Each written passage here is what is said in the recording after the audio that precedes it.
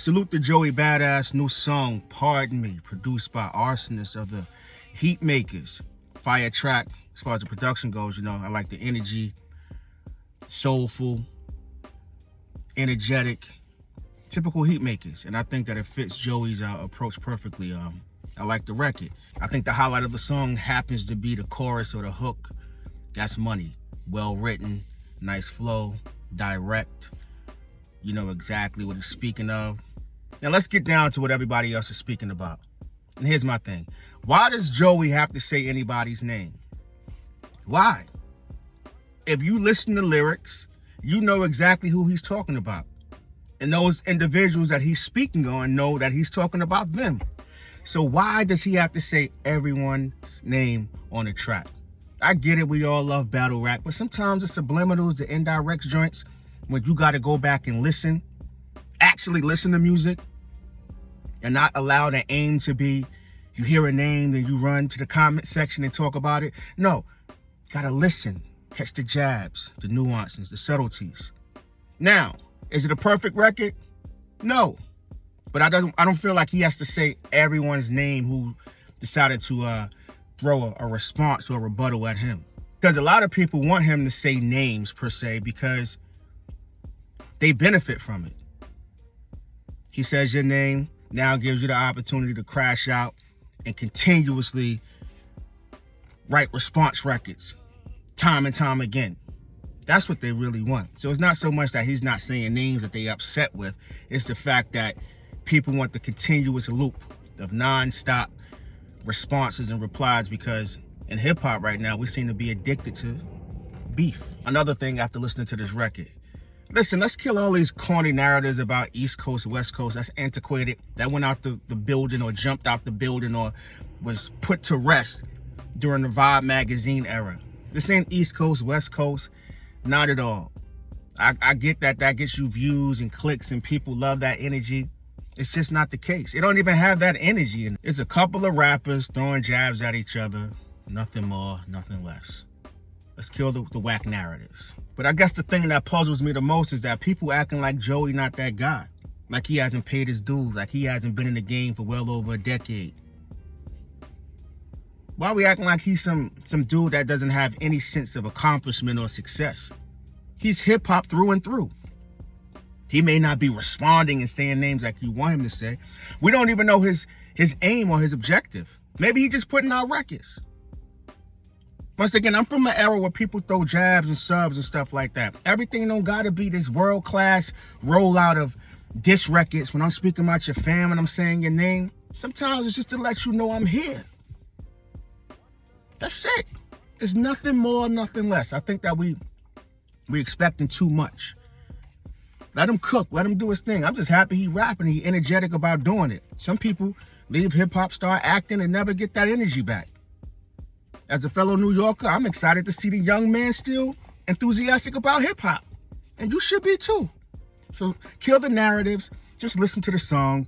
Salute to Joey Bada, the HEATMAKERZ. Quality joint. Let's play on Pardon Me. Let me know in the comment section what you think. It's your man Eeze, the Eeze Experience. Go get your shit. Like at some point, music is supposed to be uplifting. Hey, yo, Eeze! Yo, what's the deal, fam? Recently, I did a poll asking you, what was your assessment or opinion of Westside Gunn's new project 12? And it was mixed reviews. Quite a few of you said it was fire. Some said it was cool. Some said they haven't heard it. And some said that, you know, they didn't like it. Me, it's not for me. That's going to be my vote. And I'm going to tell you why. You know what? Let's start with a glow. In education, you're taught to give a glow and grows, right?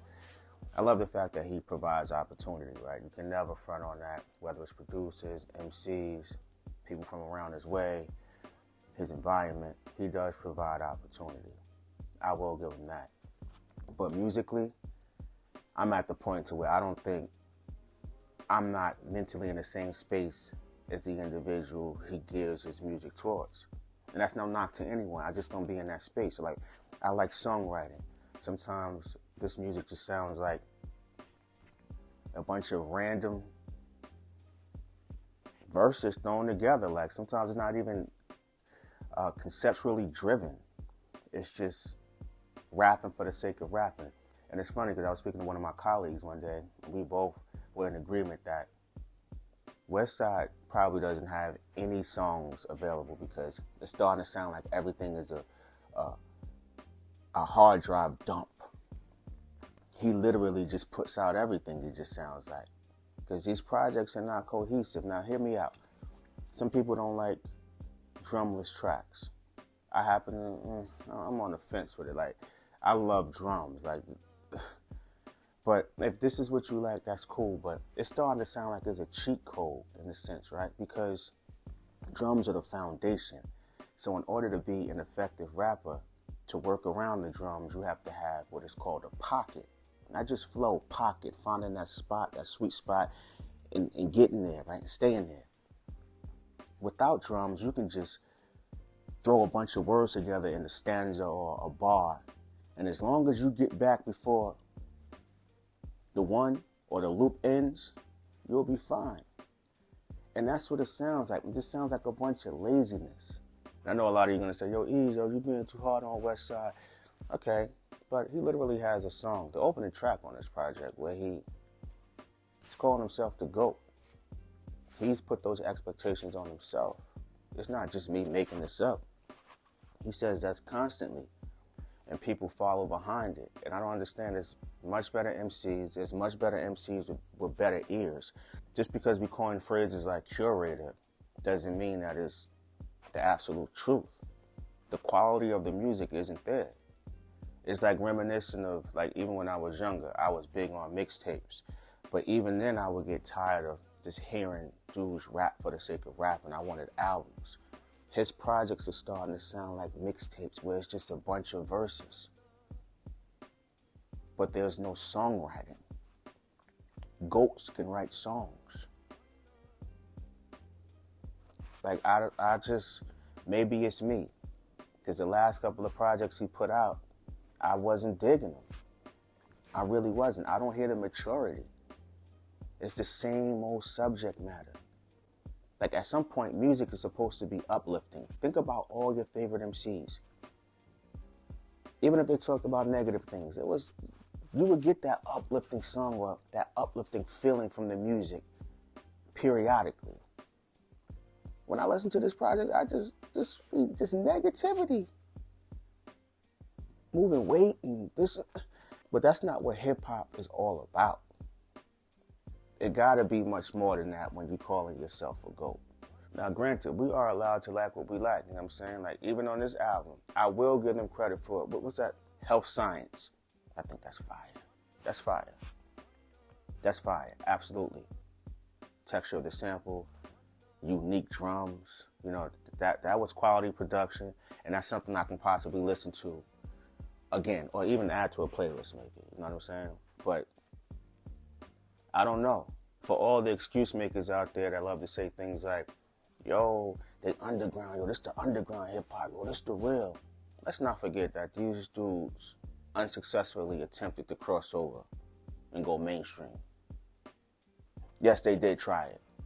To this whole notion that this is underground hip hop, yeah, early on, I would give you that pass, but they tried to exit underground and go mainstream. It just didn't work out for them. Well, as they say, or some of you say, music is subjective, right? So let me know what you think about the album in the comment section. And what's your favorite 3 songs? And if there's one thing that you would change about the album, 12, Westside Gunn, let me know below. It's your man Eeze at the Eeze Experience. Go get yours. Yeah. Hey, yo, Eeze.